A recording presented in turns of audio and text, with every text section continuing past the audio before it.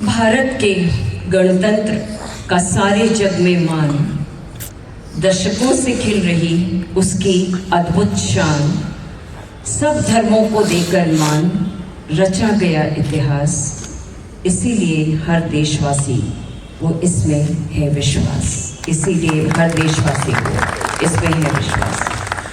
चौधरी चरण सिंह विश्वविद्यालय परिवार के उपस्थित सभी सम्मानीय कार्य परिषद सदस्य, शिक्षक साथी, कर्मठ अधिकारी, कर्मचारी गण, सम्मानीय पत्रकार बंधुओं एवं मेरे प्रिय छात्र छात्राओं, सर्वप्रथम मैं आज सभी को 75वें गणतंत्र दिवस की हार्दिक शुभकामनाएं प्रेषित करती हूँ। इस पावन पर्व पर मैं उन सभी स्वतंत्रता संग्राम सेनानियों को श्रद्धा सुमन अर्पित करती हूँ जिनके अथक प्रयासों से हमारे देश में मजबूत गणतंत्र की स्थापना हो सकी। आज का दिन राष्ट्र प्रेम की अलख जगाने का दिन है, राष्ट्र बोध कराने एवं अपने राष्ट्रीय दायित्वों को समझने का दिन है। यह राष्ट्रीय पर्व संघर्षों और बलिदानों की याद दिलाता है तथा उसको बनाए रखने के लिए हम सभी को प्रेरित करता है। यह दिवस हमारी राष्ट्रीय चेतना का प्रतीक भी है। हमारा तिरंगा साहस, निस्वार्थता, शांति, शक्ति, पवित्रता, विश्वास, शिष्टता, वृद्धि व हरी भरी भूमि की उर्वरता का प्रतीक है। यह समाधि व जीवन को दर्शाता है। गणतंत्र दिवस हमारे लिए स्वयं के द्वारा बनाए हुए नियमों का हम कितनी निष्ठा के साथ पालन करते हैं, इसकी प्रेरणा पाने का दिन भी है। आज पूरा विश्व युवा पीढ़ी से आशान्वित है। आज मैं अपने छात्र छात्राओं को कहना चाहूँगी, उठो जवानों, यह बेला है जगने और जगाने की। उठो जवानों, यह बेला है जगने और जगाने की। हुई ज़रूरत अब क्षमता को सही मोड़ दे पाने की।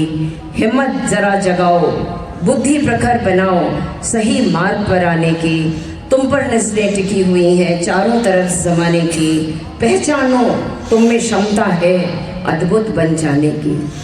पहचानो तुम में क्षमता है अद्भुत बन जाने की। इसलिए आज मैं सभी युवा साथियों से कहना चाहूँगी कि यही वह सुअवसर है जब हम अपनी पूर्ण सामर्थ्य और शक्ति का उपयोग कर देश में ही नहीं वरन आने वाले समय पे वैश्विक पटल पे भी विकास के अनेक कीर्तिमान स्थापित कर सकते हैं। मैं यहाँ उपस्थित सभी छात्र छात्राओं से अनुरोध भी करती हूँ कि वे एकाग्रता से मेहनत करते हुए अपने अपने विषय के क्षेत्रों में महारत हासिल करें। आपके माता पिता व हम सभी शिक्षकगण यही आशा करते हैं कि इस गणतंत्र दिवस के शुभ अवसर पर आप अवश्य मनन और चिंतन करेंगे कि आपके स्वयं के द्वारा निर्धारित लक्ष्य के प्रति आप कितनी प्रतिबद्धता के साथ अध्ययन हेतु प्रयासरत हैं। आज का दिन तिरंगा झंडे के समक्ष भारतीय संविधान में उल्लेखित नैतिक कर्तव्यों के प्रति अपनी पूर्ण निष्ठा रखते हुए उन्हें पूर्ण मनोयोग से निभाने के प्रति शपथ लेने का भी दिन है। भारतीय संविधान में उल्लेखित कर्तव्यों में से एक कर्तव्य शिक्षा भी है और हम सभी लोग शिक्षा के क्षेत्र में अपना अपना योगदान देकर लक्ष्य को प्राप्त कर सकते हैं। इसी संदर्भ में श्री राम शर्माचार्य जी के कथन हमें एक प्रेरणा देता है। ज्ञान दान सबसे बड़ा दान माना गया है, उसे ही ब्रह्मदान कहते हैं। हमें मनुष्य को मनुष्य बचाने की विचारधारा को जनमानस में गहराई तक प्रवेश कराने का कार्य अपने हाथों में लेकर युग परिवर्तन की महान प्रक्रिया को सफल बनाना चाहिए। गणतंत्र दिवस इन्हीं भावनाओं से ओतप्रोत होकर राष्ट्र के प्रति समर्पण की शपथ लेने का भी दिन है। आज पूरा विश्व प्राचीन भारत की गौरवमयी शैक्षणिक व सांस्कृतिक परंपराओं को देखने के लिए आतुर है। भारत में अभी अमृतकाल चल रहा है। माननीय प्रधानमंत्री जी ने प्रत्येक विश्वविद्यालय के छात्रों और युवाओं की ऊर्जा को विकसित भारत की दिशा में लगाने की आवश्यकताओं को रेखांकित किया और कहा कि पूरी युवा पीढ़ी इस समय अपनी ऊर्जा के माध्यम से देश को आगे ले जाने के लिए तैयार है। आज़ादी मिलने के समय जिस समय युवा जोश में थे और देश को आगे बढ़ाया, ठीक उसी तरह युवाओं का लक्ष्य और संकल्प एक ही होना चाहिए उनके हर प्रयास और कार्य विकसित भारत के लिए होने चाहिए। आपके लक्ष्य, आपके संकल्पों का लक्ष्य एक होना चाहिए, विकसित भारत 2047, तथा भारत को एक विकसित राष्ट्र बनना है। प्रधानमंत्री जी ने इस बात पर भी जोर दिया कि शिक्षक और विश्वविद्यालय भारत को तेज गति से एक विकसित देश के बनाने के तरीके को खोज सकते हैं, इस पे विचार कर सकते हैं और विकसित राष्ट्र बनने की दिशा में सुधार के लिए विशिष्ट क्षेत्रों की पहचान भी कर सकते हैं। हमारा मानना है युवा शक्ति बदलाव की वाहक भी है और बदलाव की लाभार्थी भी। G20 शिखर सम्मेलन की सफल अध्यक्षता ने हर भारतवासी के दिल को गर्व की भावना से भर दिया। यह शिखर सम्मेलन एक ऐतिहासिक और अभूतपूर्व सफल रहा।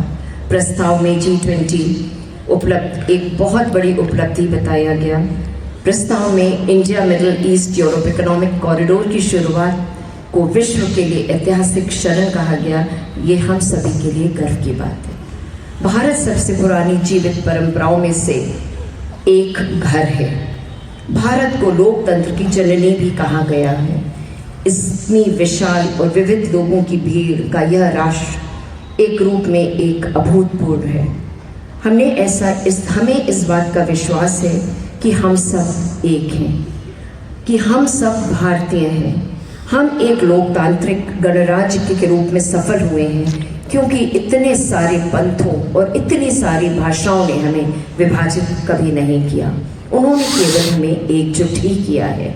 अभी हमने 22 जनवरी को राम मंदिर की स्थापना में अयोध्या में ये देखा, पूरा विश्व राममय था।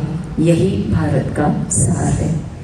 जर्मनी के मनीषी मैक्स मुलर ने अनेक वर्ष भारत में रहकर वेदों उपनिषदों का अध्ययन किया, जीवन की सहजता को साक्षात्कार किया और उन्होंने लिखा, If I were asked under what sky the human mind has most fully developed some of its choicest gifts, has most deeply pondered on the greatest problems in life and has found solutions, I should point to India. सूचना की उपलब्धता एवं उपयोगिता की शक्ति का सामर्थ्य एक पर्याय बन गया है। Twitter has turned everyone into reporter. Traffic lights that need to work the best are also score routers. The status that now matters is not whether you are awake or asleep or whether you are online or you are offline. हम यह भी कहना चाहते हैं, from computing to communication, entertainment to education, from printing documents to printing products, it's being a long journey in a very short time. आप में वो क्षमता है कि you can transform Bharat into a digitally empowered society and a knowledge economy.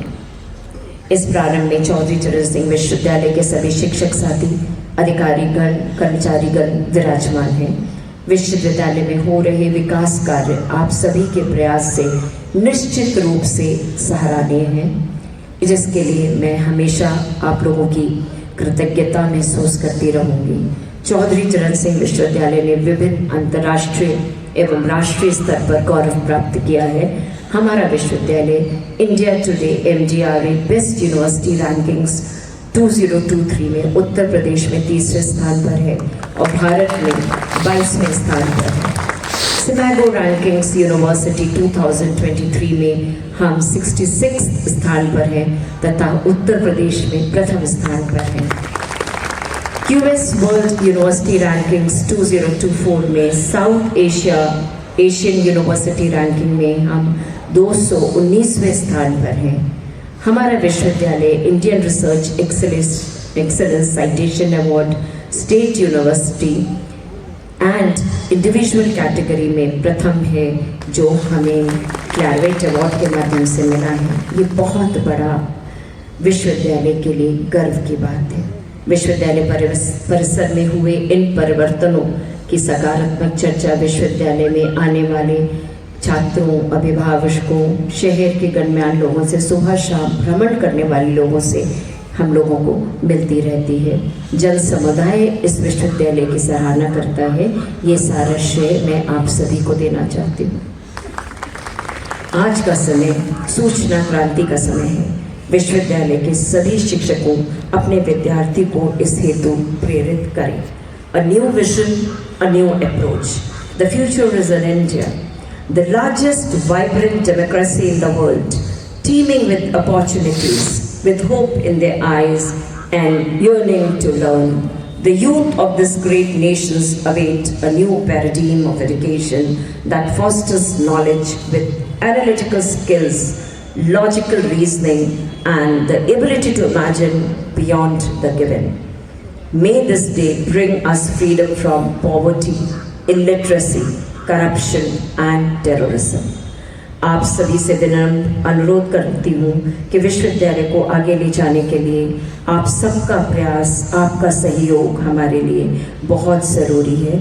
हम सभी लोग मिलकर इस लक्ष्य को प्राप्त कर सकते हैं। मुझे आशा ही नहीं अपितु पूर्ण विश्वास भी है कि आपका पूर्व की भांति सहयोग हमें हमेशा मिलता रहेगा।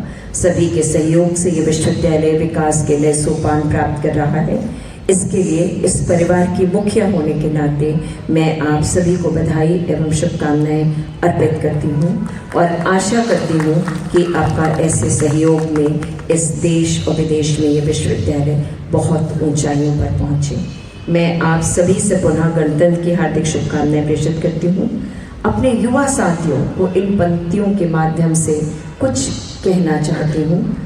युवा बने तेजस्वी, युवा बने तेजस्वी, उनकी शक्ति बने कल्याणी, चिंतन विद्या से भूषित हो, विनम्रशील हो वाणी, श्रेष्ठ गुणों से ही उनका जीवन संपूर्ण बढ़ा हो, अपनी संस्कृति की गरिमा से ही व्यक्तित्व गढ़ा हो, कोई क्षणिक प्रलोभन उनको कभी ना भरमा पाए, दुनिया को भारत की संस्कृति का संदेश सुनाए।